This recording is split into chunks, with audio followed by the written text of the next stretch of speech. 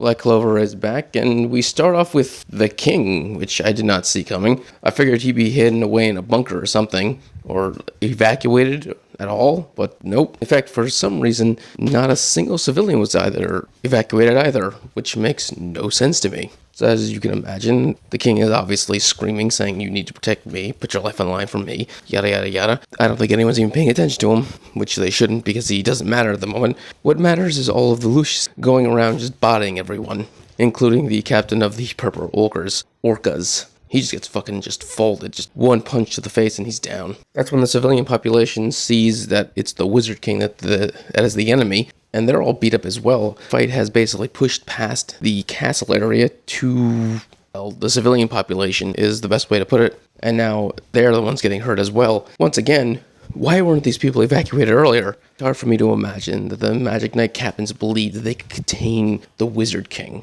in a small area of fighting. That's absurd. There's no way they could have done that. They had to have known they couldn't have done that. So obviously, they should have evacuated the civilian population. But nope, they're still here, and they had no idea the Wizard King was the enemy, and now they're all freaking out. Marks finally does his job, which is to communicate to the mass population using his magic. He basically opens up communication portals everywhere, and he starts to explain that the Wizard King's mind has been taken over by the enemy. And so he basically tells the people that they should have faith in the Magic Knights, that they can save all of them, save the country, because one of their Magic Knights, who he points out was a famous rookie about a year and a half ago, successfully killed one of the Wizard King clones, and he has faith that the Magic Knights, including will be able to finish off Lucius. Mimosa's also with Marks, communicating through his magic to tell them that they should have faith in the Magic Knights. She's currently healing all the ones that are injured,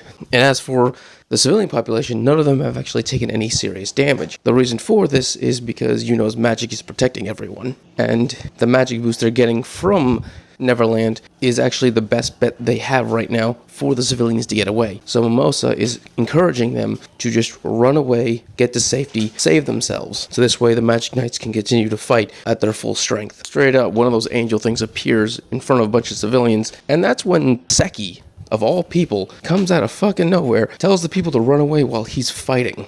And the craziest shit happens. He puts up his bronze thing, which obviously is going to be junk, or at least it should have been, but the angel blasts him. It destroys the bronze shield thing of his. He takes a fuck ton of damage, but he survives. Now, I know he has Neverland giving him a power boost, a pretty significant one, but still, Sekke didn't fucking die in one shot. And he's actually able to get up. And the reason why he's able to get up isn't because he's stronger. No, Sekke even acknowledges getting stronger is hard. He tried for the last year and a half after the battle with Lucifero, and he even admits he's basically made no progress. The reason why he gets up is because of Asta. He remembers Asta never giving up, him willing to fight even when his body was beaten to an inch of death by Lucifero, and this finally inspires Sekke. I remember that chapter quite well. I did the entire review of that chapter on Sekke. I didn't even talk about Asta not giving up and such. Well, I did, but it was just brief mention. I talked mostly about Sekke and how Asta was changing him at that moment, and we're finally seeing that pay through now in this chapter, which is fantastic. He didn't get stronger, which I didn't expect him to, but at least not physically, but emotionally and morally, he did get stronger.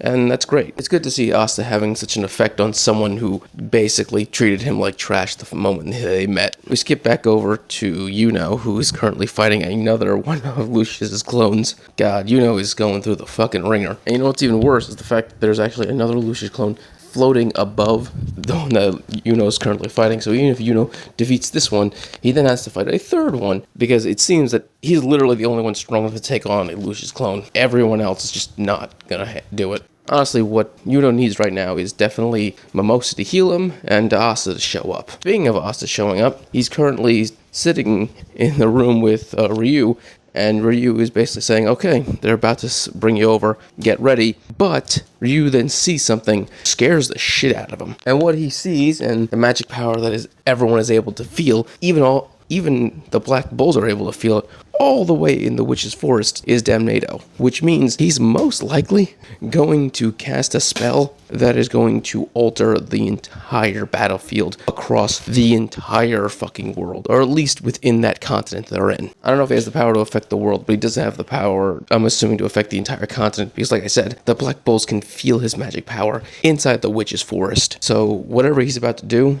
it is about to fucking crush the entire battlefield. Knowing how his magic works, if he's not using the devil's magic that he was granted, he's just using his, he's straight up able to just weaken everyone else's magic by using his scales. So there's a high possibility he's just gonna just drain everybody. So that power boost that everyone got from Neverland is just gonna go away. And this also affects the witch's forest. That means they ain't bringing Asta back. That teleportation ain't happening, because if all the witches lose their magical power, they ain't gonna be able to do shit. It looked like the tides of battle were moving towards Asta coming, but apparently it's moving back in the other direction towards Lucius.